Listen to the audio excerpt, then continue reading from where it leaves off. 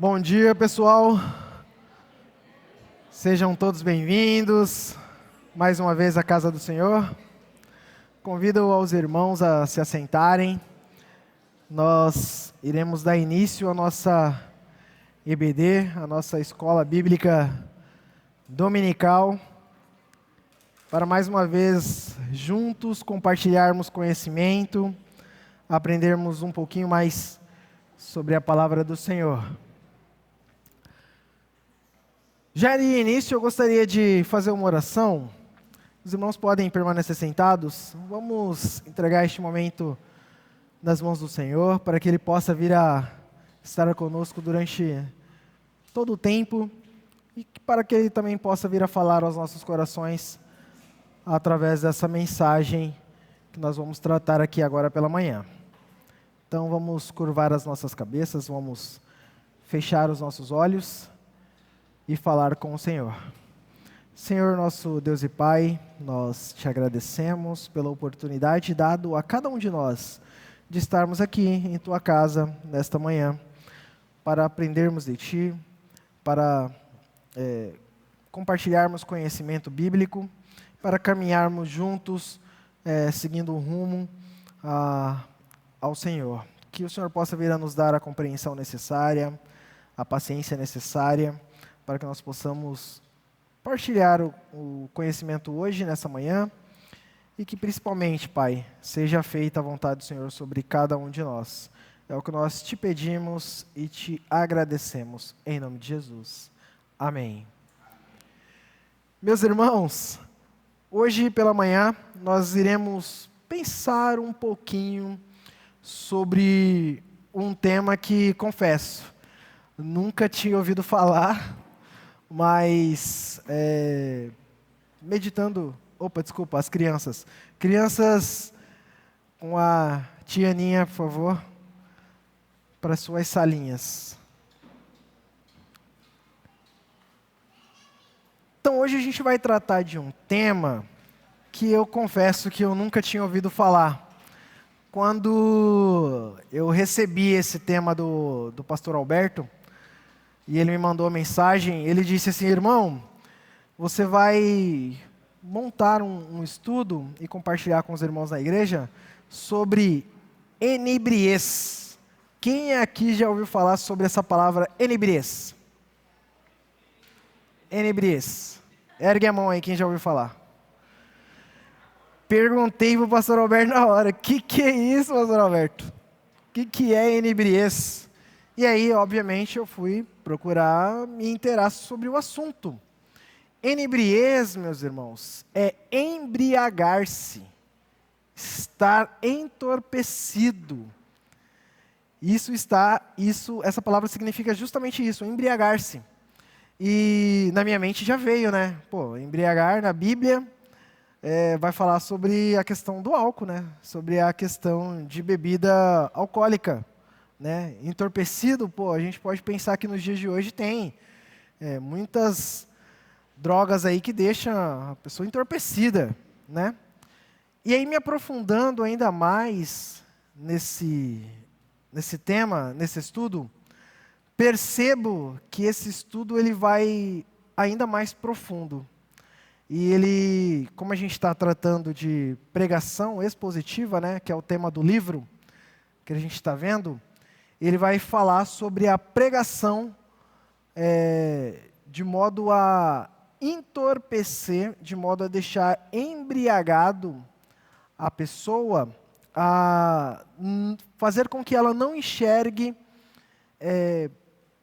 Jesus nas palavras, fazer com que ela não enxergue aquilo que Deus queira falar nas palavras, na leitura bíblica.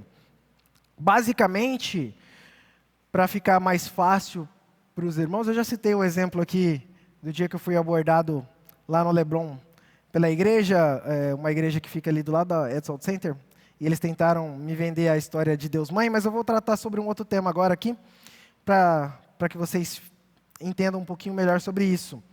Eu vi recentemente no YouTube um pastor pregando sobre uma passagem no livro de Mateus, bem conhecida, que é a pregação de Jesus, a crucificação de Jesus, e do lado dele ele vai falar para o ladrão, né? Ainda hoje estarás comigo. E esse pastor, ele usou essa referência para dizer que o assunto lá era pena de morte. E ele usou essa referência para falar que Jesus estava absolvendo o ladrão na cruz. E ele utiliza, inclusive, dois pesos para tratar sobre esse assunto de pena de morte. Ele fala assim: se Deus não condenou o ladrão, o homicida, o estrupador, por que que nós, cristãos, então, devemos condená-lo? E ele coloca a vida do bebê na mesma balança que o ladrão. Ele fala assim: se a gente, por exemplo, crucifica a pessoa que faz o aborto, por que então estamos crucificando o ladrão, né? E ele tenta colocar isso na mesma balança. Mas quando a gente olha para essa passagem, exclusivamente, essa passagem de Jesus na cruz, a passagem não quer dizer nem sobre pena de morte e nem mesmo sobre a absolvição física. Não tem nada a ver com isso. Então ele levantou uma passagem e vendeu de maneira até bem falada. Se você ouvir a pregação do cara, você começa a ficar meio balançado assim. Será que é isso mesmo? Então ele vendeu a ideia de que a pena de morte é algo ruim.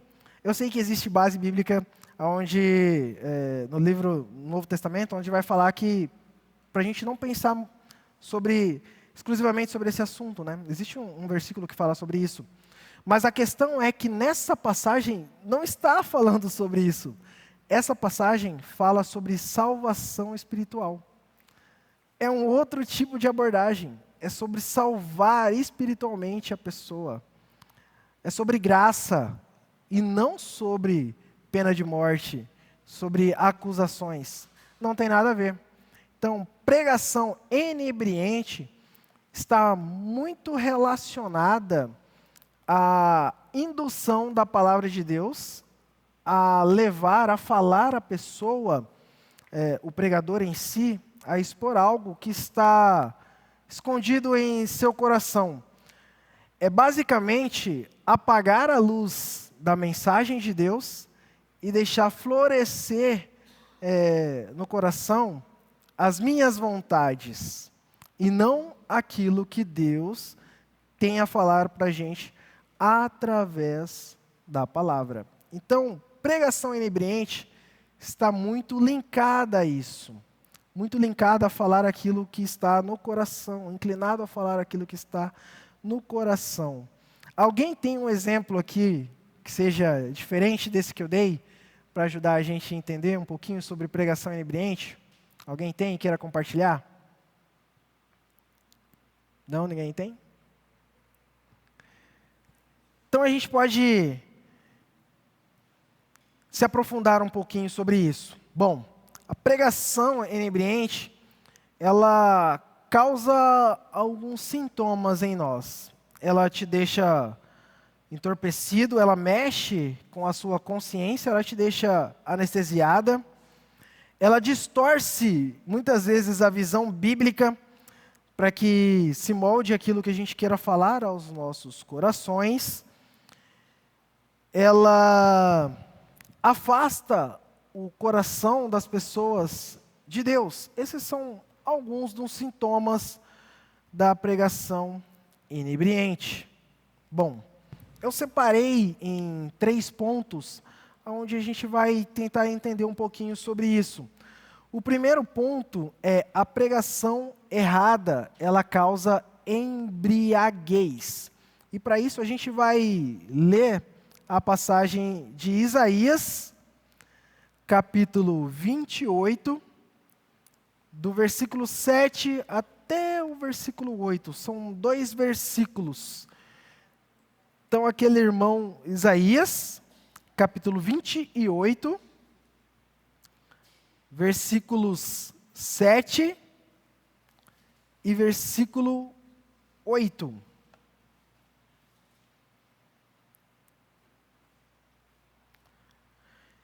Quem achou e puder ler em voz alta, por favor. E esses também cambaleiam pelo efeito do vinho, e não param em pé por causa da bebida fermentada. Os sacerdotes e os profetas cambaleiam por causa da bebida fermentada e estão desorientados devido ao vinho. Eles não conseguem parar em pé por causa da bebida fermentada. Confundem-se quando têm visões, tropeçam quando devem dar um veredito. Todas as mesas estão cobertas de vômito e não há um só lugar limpo. Obrigado, César. Bom, aqui nessa passagem, se a gente for parar para olhar mais a fundo, se trata também de uma embriaguez de julgamento, uma embriaguez não de álcool, mas uma embriaguez onde as pessoas estão entorpecidas ali com coisas que não levam à palavra de Deus, né? Por exemplo, as pessoas vai falar ali sobre vômito na mesa, né? E deixa bem claro que aqui era uma questão de doutrina e não uma questão de embriaguez de bebida, né? As pessoas estavam tropeçando na verdade, né? Confundindo a luz da Bíblia com trevas, seguindo os seus próprios desejos e não aquilo que era exposto na palavra de Deus. Então, a igreja hoje, existe esse tipo de pregação ainda hoje na igreja? Sim. Existe, isso acontece ainda nas igrejas hoje em dia? Sim, pode acontecer. Pode acontecer de existir uma pregação sem Jesus. Pode acontecer. Pode acontecer de existir uma renúncia sem conquista, né? Sem um arrependimento verdadeiro, só algo voltado a satisfazer o nosso ser, sem submissão à palavra de Deus. Então isso pode sim existir dentro das igrejas. Uma palavra onde vai somente expor a nossa opinião, a nossa ideologia e não expõe de maneira clara aquilo que a palavra quer nos mostrar, né? Trazer a cada um de nós. Alguém aqui já ouviu alguma pregação que pode trazer algo semelhante a isso, pode trazer algo expositivo, não expositivo, né? Algo que não evidencie, por exemplo, aquilo que a passagem quer nos mostrar, aquilo que Deus quer falar através da Bíblia, algo que seja do pregador. Alguém já ouviu um tipo de pregação desse tipo? Dessa maneira? Que não fale de Jesus, que não fale aquilo que está trazendo a mensagem, aquele texto em si? Alguém aqui já ouviu esse tipo de pregação? Quer compartilhar com a gente, Milton?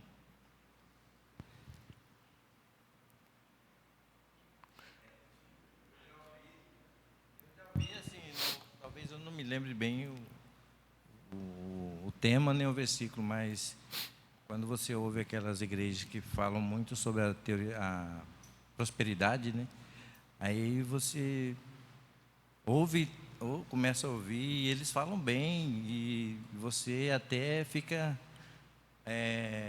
querendo saber até onde vai, mas quando você faz uma análise, você não vê a mensagem da salvação, a mensagem da cruz, você passa batido. Então, você fica muito focado numa coisa, no dinheiro, na prosperidade, nos bens materiais e outras coisas, menos no Evangelho, né? Então, você fica embriagado e se perde.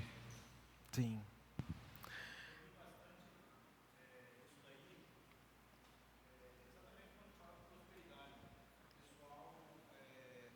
Utiliza alguns versículos separados, isolados do contexto, e coloca e prega toda a pregação baseada naquele versículo, que você vai prosperar, que você vai né,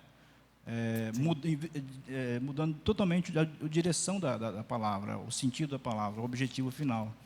E, a partir dali, ela começa a vender pedrinha, vender lencinho abençoado. Eu vi, na verdade, eu estava e vi, né? Bem desse tipo mesmo. Sim, obrigado por compartilhar. Realmente, hoje em dia existem diversas pessoas, né?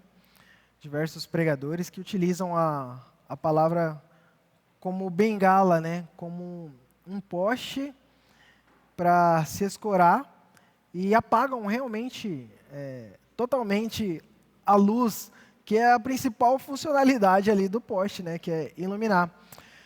Existe um versículo de Isaías que eu tentei achar, mas eu não me lembro agora, que vai falar sobre esse exemplo do poste, né? Da pessoa se escorar na palavra de Deus, mas para expor algo que está ao seu coração e não para expor a luz de Deus, né? Utiliza a palavra como muleta para falar sobre o seu próprio objetivo ali, aquilo que está no seu coração, e não sobre aquilo que Deus realmente queria expor ali naquela passagem, né? O autor do livro, ele traz um exemplo que, na minha opinião, foi um pouquinho complexo, que era um exemplo lá de 2 Coríntios relacionado ao dízimo. Mas a gente pode pensar em outros exemplos do dia a dia, como o pessoal já falou, né, sobre essas questões de doutrinária, né? E quando a gente para pensar, essa semana eu estava falando com o pessoal, falei lá no Pequenos Grupos, falei aqui também no Ministério de Louvor e falei lá no Pascoal Ramos, sobre João 3, versículo 16, né? Deus enviou seu Filho ao mundo. Como que é mesmo? Espera aí, deixa eu lembrar. Para todo aquele que nele crê não pereça, mas tenha vida eterna. Isso, seja salvo, tenha vida eterna. Então, tem muita gente que utiliza dessa passagem, é bem famosa, muitos conhecem. Tem muita gente que se utiliza dessa passagem para falar sobre condenação. Já está condenado se você não seguir. E até, inclusive, eu falei aqui com o pessoal que a primeira coisa que o ser humano pensa é justamente em condenar o outro. Está condenado, se você não fez, já era, ó. Mas se a gente continuar lendo João 3,16, vai falar que Deus enviou o seu Filho ao mundo, e não para ser o juiz, mas com o objetivo de salvar. O objetivo central ali é salvar. Obviamente, existem dois caminhos, né? O da luz e o das trevas. Você pode seguir o caminho das trevas, mas você pode seguir o caminho da salvação. E é esse o objetivo quando Deus envia Jesus. Esse é o centro da mensagem. Mas muitos utilizam a mensagem da forma inversa, né, para mostrar somente a parte da condenação, mas a parte central ali, principal, é a salvação. Óbvio, há a condenação, mas o centro é a salvação. Deus envia seu Filho ao mundo, seu único Filho, para salvar. O nosso segundo ponto, o povo embriagado busca mensagens que satisfaçam o seu ego, o seu coração. Vamos ler, e aí um outro irmão pode ler, Isaías, capítulo 30, um pouquinho mais à frente, versículo 9 e o versículo 11. Versículo 9 e 11. Quem poderia ler para a gente, fazendo um favor? Capítulo 30, versículo 9 e versículo do 9 até o 11. Esse povo é rebelde, são filhos mentirosos, filhos que não querem saber da instrução do Senhor. Eles dizem aos videntes, não tenham mais visões, e aos profetas, não nos revelem o que é certo. Falem-nos as coisas agradáveis, profetizem ilusões. Deixem esse caminho, abandonem essa vereda e parem de confrontar-nos com o Santo de Israel. Obrigado, pastor. Não nos anuncie o que é certo, o que é reto. Falem coisas agradáveis, né? Olha aí o ser humano, né? O ser humano é terrível. A pregação errada ela pode levar a pessoa a ficar tão entorpecida a ponto de querer só ouvir aquilo que agrade o seu ser, aquilo que alimente o seu ego, né? E olha quanto isso é perigoso, o quanto isso faz mal para cada um de nós, né? Então, não mais expor a palavra, né? Mas satisfazer o ego dos ouvintes, daqueles que estão assentados nas cadeiras. Não mais expor de maneira verdadeira, mas somente expor aquilo que é conveniente àquelas pessoas que estão ali assentadas. Somente expor aquilo que vai agradar. Eu coloquei aqui, menos Bíblia e mais satisfazer as pessoas. Menos Bíblia, um pouquinho menos de Bíblia, mas satisfazer aqueles que estão sentados na cadeira. Qual o tipo de mensagem que nossa geração mais pede hoje em dia? Qual que é o tipo de mensagem que as pessoas hoje mais têm pedido? Prosperidade, bênção, motivacional, coach, né? A pregação coach, né? Aquilo que vai massagear o nosso ego, aquilo que vai satisfazer o nosso ser. Então, hoje em dia, é mais fácil a igreja se adaptar às pessoas, o que as pessoas querem, do que se adaptar àquilo que Deus queira falar aos nossos corações. E está lotado de denominações, de igrejas assim, que utilizam a Bíblia como muleta, né, como um poste para agradar os fiéis e não para falar da palavra de maneira verdadeira, daquilo que Deus queira falar com cada um de nós.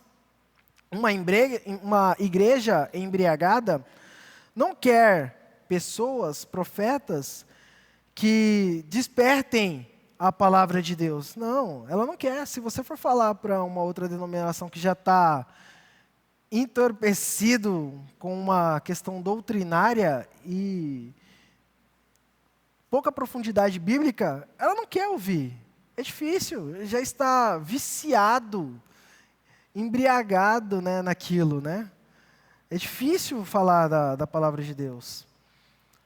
Uma igreja sóbria fala do Senhor. Uma igreja embriagada fala sobre aquilo que agrada somente o seu ego.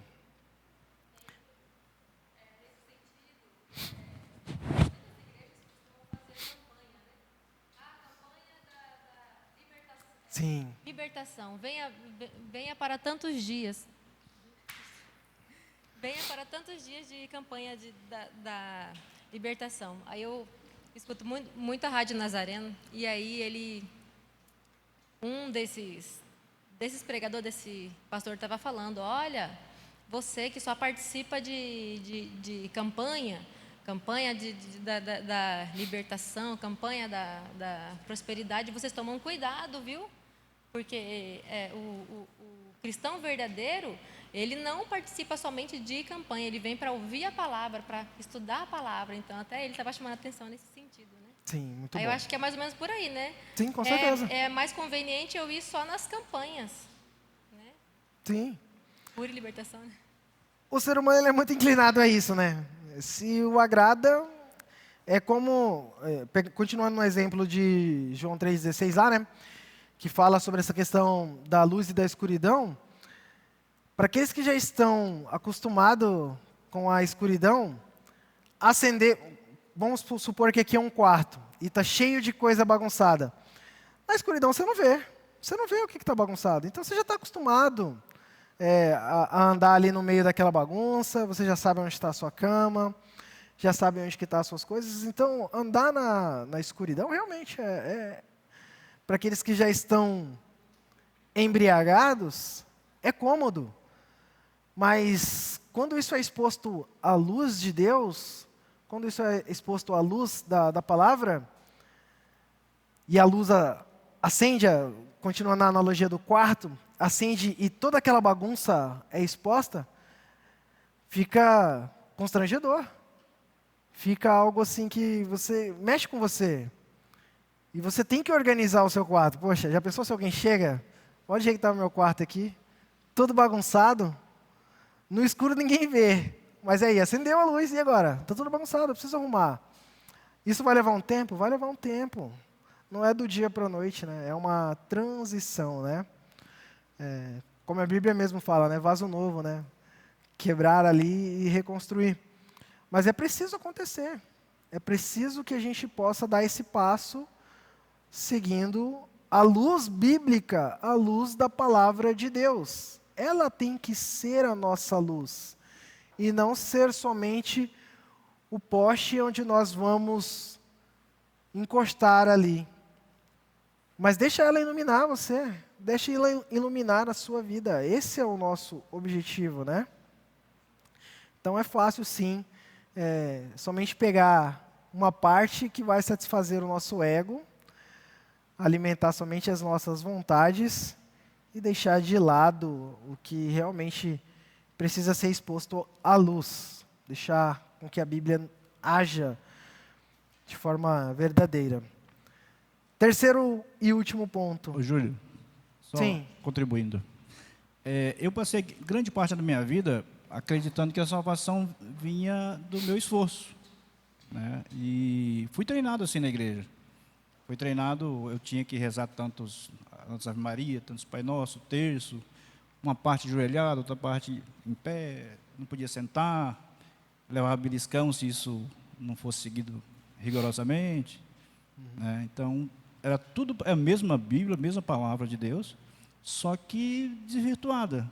Então, era meu mérito, eu que tinha que me esforçar para ser salvo, né? E a gente sabe que não, isso não é verdade, é pela graça.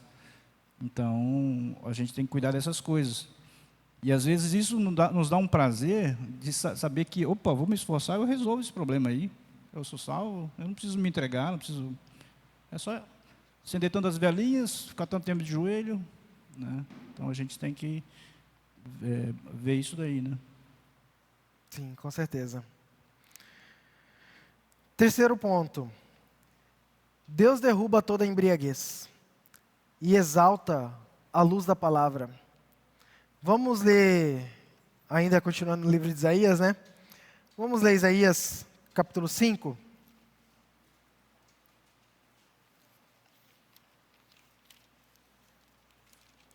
Isso, Isaías, capítulo 5. A gente vai ler os versículos de número 20 até o de número 24. Quem achou e puder ler para mim, fazendo um favor, Isaías 5, do verso de número 20 até o verso de número 24. Quem pode ler? Aí dos que chamam ao mal bem e ao bem mal, que fazem as trevas luz e da luz trevas, do amargo doce e do doce amargo, ai dos que são sábios aos seus próprios olhos e inteligentes em sua própria opinião, ai dos que são campeões em beber vinho e mestres em misturar bebidas. Dos que por suborno absolvem o culpado, mas negam a justiça ao inocente.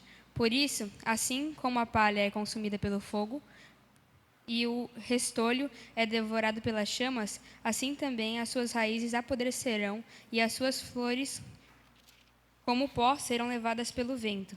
Pois rejeitaram a lei do Senhor dos exércitos, desprezaram a palavra do Senhor, Santo de Israel.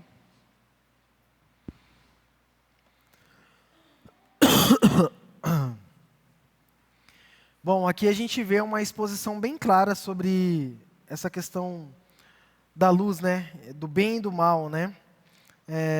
Da luz e das trevas. A palavra de Deus é aquilo que tem poder para consumir isso, né? Então, quanto mais exposto à luz de Deus, quanto mais a gente tem conhecimento bíblico, mais isso é revelado a nós, né? E o intuito de muitos são confundir a gente, né?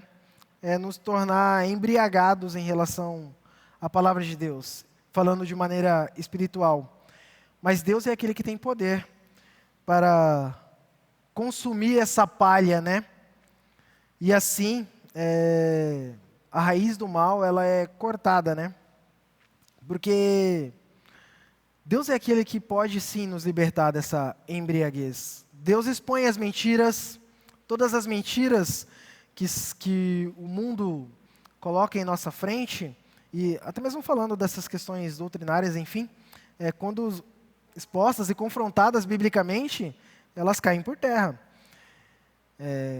O bem, ele vence o mal porque nós temos hoje o poder da palavra de Deus. Nós temos a palavra nos mostrando sobre essa questão do certo e errado, né? A luz é dito aqui como a palavra de Deus. Nós temos Jesus como luz, né? Jesus é luz. Continuando no exemplo de João 3,16. Jesus é a luz. E ele sim dissipa as trevas. Então essa questão da embriaguez, ela tende a nos deixar entorpecidos e confusos mentalmente em relação à palavra de Deus, mas nós temos um remédio que pode sim nos libertar dessa embriaguez, que é a palavra de Deus. Buscar conhecimento bíblico. Nós temos um exemplo disso, né? Já foi falado aqui anteriormente, dos irmãos de Bereia, né? Dos bereanos, lá no livro de Atos, capítulo 9, que vai falar sobre essa questão de, se você ouve uma pregação, busque se isso realmente está na Bíblia. Não custa nada ir lá e procurar, verificar se isso realmente é aquilo que Deus queira falar aos nossos corações. Isso é tão valioso, é tão enriquecedor, que isso nos livra de algumas ciladas. Quantos pregadores na internet, eu citei um aqui no início, né? Que não utilizam da Bíblia para tentar embriagar, entorpecer a gente de maneira errada, de maneira a levar você a ficar confuso mentalmente. Essa pregação desse pastor que eu ouvi falando sobre isso, ele tinha exemplos assim bíblicos convincentes. Convincentes. A pessoa que ouve aquilo ali acredita, realmente acredita. Pegando um exemplo lá do Jardim Lebron, do pessoal que estava lá na rua, falando com as pessoas que passavam ali, se eu não conhecesse um pouquinho da palavra, eles convenceriam. Porque eles pegam, abrem o livro aqui, vai lá no Novo Testamento, abre o livro no Novo Testamento, lê um versículo, vai no Velho Testamento, lê um outro versículo, e aí esses versículos, eles vão se ligando ali, mas ao final de tudo, se você não tem conhecimento bíblico sobre aquela passagem, você entende errado.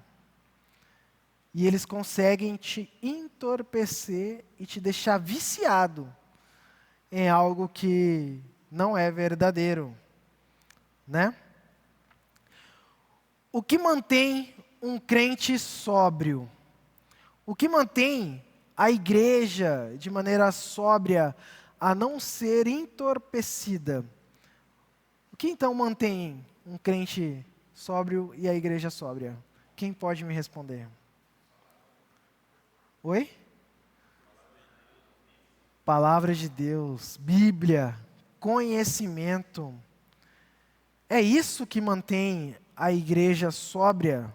A sobriedade não vem do emocional, não vem da doutrina, mas ela vem da palavra de Deus, né? Ela vem daquilo que Deus tem a falar conosco através da mensagem bíblica, da palavra por si só. Por isso é muito importante você ter um conhecimento da Bíblia. Por isso é muito importante ler a Bíblia e conferir.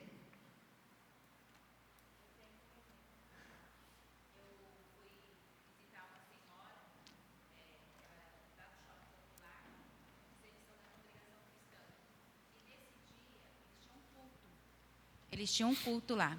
E veio, não sei se é ancião, como é que eles falam, para esse culto, e depois ia ter um jantar. Aí, na hora da palavra, ele falou expressamente que não pode ter pastor na igreja e que não existe estudar a palavra antes, que a palavra é revelada na hora. E ele deu exemplo quando Jesus chamou os discípulos. Aí eu fiquei parada e olhava para ele fixamente. Eu pensava, isso é um absurdo. Porque, se preparar, estudar a Bíblia ou ir para um seminário, para eles não existe. E eu fiquei olhando para aquele senhor e as pessoas que estavam ali concordavam. Porque não, estudar para ser pastor ou ir para um seminário, para eles é um absurdo. Sim.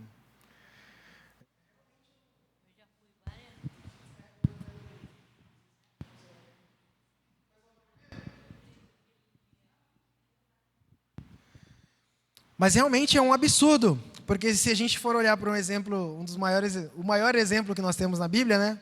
Jesus Cristo. Com quantos anos Jesus Cristo começou a estudar, começou a aprender? Com 12 anos é relatado. Com 12 anos é relatado na Bíblia que Jesus já estava nas sinagogas debatendo com mestres da lei e aprendendo sobre a palavra de Deus, expondo a palavra de Deus. Então, Jesus Cristo começou com 12 anos a falar. Na verdade, ele já tinha um conhecimento antes, né? Mas ele começou a debater nas igrejas com os mestres da lei com 12 anos de idade e expondo a palavra de Deus. E é dito que ele tinha notória sabedoria sobre a palavra de Deus, que o pessoal ficou impressionado com ele. É óbvio que é Jesus, né? Não tem como comparar com um ser humano. Mas com 12 anos Jesus já sabia. Então é importantíssimo saber da palavra de Deus. É importantíssimo estudar a Bíblia e aprender sobre ela, né? E vão haver muitas pessoas que querem te afastar dessa dádiva, essa maravilha que é a Bíblia. Vão haver muitas pessoas que vão tentar nos embriagar com falsas doutrinas ou com falsas pregações, né? O remédio para embriaguez, como a gente viu, está na palavra de Deus. O povo que está embriagado precisa da mensagem, precisa da palavra de Deus. Deus é aquele que expõe a mentira com a verdade, é aquele que dissipa as trevas com a luz. Então nós somos chamados também a falar da mensagem e expor a luz de Jesus através da mensagem expositiva. Então sim, irmãos, é importantíssimo expormos a mensagem de maneira bíblica, de forma expositiva, mas para isso é necessário que também nos alimentemos dela, retemos conhecimento. Não tem como falar da mensagem sem ter um conhecimento da Bíblia. Não tem como você expor a mensagem se você não estudou sobre isso, não estudou a Bíblia. Fica mais difícil, bem mais difícil. E pode induzir você ao erro. Eu já cometi esse erro várias vezes, de procurar um tema e de tentar expor a mensagem de acordo com aquilo que eu achava que era o correto. Já cometi esse erro no início. Hoje em dia eu tenho um pouquinho mais de responsabilidade e tento ver realmente, é isso que o texto fala? É isso que ele quer falar?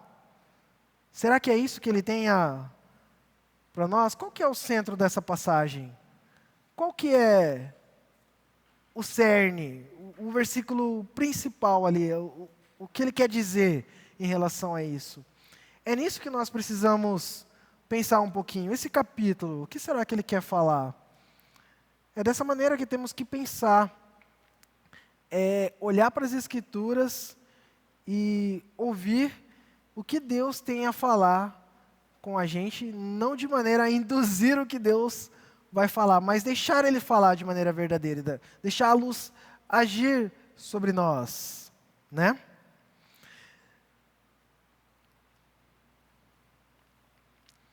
Bom,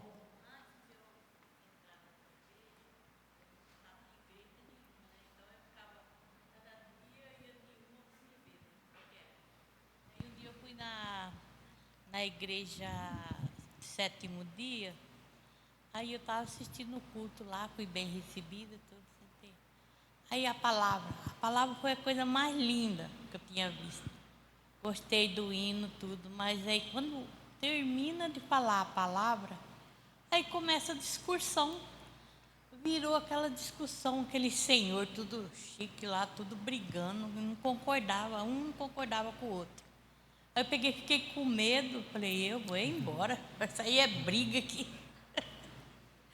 Aí eu não entendi nada. Porque se eles ficam discutindo uma coisa, nenhum concorda, se a palavra está lá na Bíblia, por que eles não concordam? Uma brigaiada. Eu falei, não, aqui eu não venho mais não, já estou com medo. Aí não fui mais. Irmãos, esse tema ele é muito rico e tem diversos pontos que a gente poderia tratar sobre essa questão da embriaguez, né? Falando sobre conhecimento, sobre ensino, para poder passar isso a outras pessoas. Falando sobre a comissão do Ide e Pregai. E isso também reflete aquilo de conhecimento que nós temos. Falando sobre questões doutrinárias, pregações, vida espiritual, vida com Deus. Então, hábitos que nós temos. Então, a pregação inebriante, se a gente for se aprofundar, ela olha para todos esses pontos da vida de um cristão. Para todos esses pontos. E muitos de nós temos algum tipo de vício, de embriaguez em nossas vidas, e que a palavra tem um remédio para isso. Quantos de nós não temos um pecado que às vezes está escondido ali nas trevas e que você não quer abrir mão, e que a luz da palavra, ela traz libertação disso? Existem muitos assim, existem muitos. Possuem hábitos que a Bíblia nos exalta a abrirmos mão disso, porque é algo que nos entorpece, que nos leva para as trevas. Então existem coisas que somente a luz da Bíblia, somente a luz do entendimento bíblico nos libertam de tudo isso. Então ela vai muito mais além, a pregação inebriante, né? Então hoje nós temos a palavra disponível como um grande remédio, né? Um grande libertador desse vício. E nós podemos ter acesso à palavra de maneira fácil aqui nesse país, neste lugar. Precisamos então ir até Jesus, buscar conhecimento bíblico. Há um convite, né, para que nós possamos nos aproximarmos da palavra. Busque mais a Jesus, busque mais entender o que Ele tem a falar com a gente através da mensagem. Não se deixe viver um pedacinho que seja, né, do seu coração nas escuridão das trevas, né? Como, por exemplo, varrer as coisas ali por debaixo do tapete da sala e mostrar a sala limpa, bonita e o tapete lá, ó, uma montanha de sujeira embaixo. Não, vamos expor isso à luz da Bíblia. É difícil, é uma transição. Para aqueles que já se depararam com algum embriagado, é uma transição. Se libertar do vício do alcoolismo, né? Mas é preciso se tratar com a palavra de Deus. É preciso buscar esse remédio. Então o convite que fica aqui esta manhã é para que nós possamos ser mais como os cristãos de Bereia. Buscarmos mais, realmente verificar se a palavra que está sendo exposta a nós reflete aquilo que a Bíblia quer nos falar, aquilo que Deus está nos falando através da mensagem, da palavra de Deus. Então é isso, meus irmãos. Fica como pensamento para a gente pensar aí, uma tarefinha de casa, a gente buscar entender o que tem nos embriagado na nossa vida cotidiana, o que tem nos entorpecido e que não reflete aquilo que a Bíblia nos diz. E como que a gente pode tratar isso à luz da Bíblia? Então, que nós possamos ficar com esse dever de casa. Será que tem algo em mim, algo nas minhas atitudes, nos meus pensamentos, que precisam ser tratados com a luz da Bíblia? Precisam ser expostos à luz da Bíblia? Então, fica como dever de casa a gente pensar e refletir um pouquinho sobre isso. Algum irmão ainda quer compartilhar algum pensamento, alguma ideia sobre essa questão da embriaguez, da inebriência? Então podemos levantar e vamos orar? E entregar esse momento nas mãos do Senhor? Eu irei fazer uma oração. Senhor, nosso Deus e Pai, nós te agradecemos porque o Senhor tem nos conduzido até aqui nessa manhã. Te agradecemos porque o Senhor tem falado conosco. Que nós possamos ter entendido, Pai, um pouquinho sobre o tema da embriaguez. Que o Senhor possa vir a realmente dissipar dos nossos corações as coisas que queremos esconder nas trevas, Pai. Sabemos que o Senhor é luz, que a Sua palavra é luz que ilumina os nossos caminhos, que nós possamos buscar a mensagem bíblica, a palavra do Senhor, a Bíblia, diariamente e nos alimentarmos dela, pois sabemos que é alimento espiritual e que nos fortifica a cada dia, Pai. Precisamos desse nutriente em nossa vida. Como Paulo mesmo diz, precisamos ser desmamados, Pai, e nos alimentarmos do alimento sólido que é a palavra do Senhor. Precisamos buscar mais a Bíblia, para que possamos crescer espiritualmente e caminharmos rumo ao Senhor, conforme aquilo que o Senhor tenha a nos contar através da Tua palavra. Senhor, não deixe que nós continuemos embriagados, não deixe que esse vício tome conta de nós, não deixe que nós continuemos cômodos a esse tipo de trevas, Pai.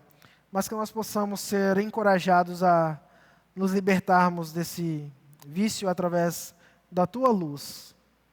Que o Senhor possa vir a estar com cada um de nós aqui esta manhã, durante todo o período que nós iremos passar aqui, e que logo mais à noite, que quando nós formos ouvir a Tua mensagem, que nós possamos nos alimentar com um alimento sólido da Tua palavra, Pai. Buscar realmente querer crescer e nos fortalecer da Tua mensagem. Que o Senhor possa vir estar conosco durante todo o dia e que seja feita a vontade do Senhor. É o que eu te peço e te agradeço, no nome do Teu Filho amado Jesus Cristo. Amém. Amém, meus irmãos.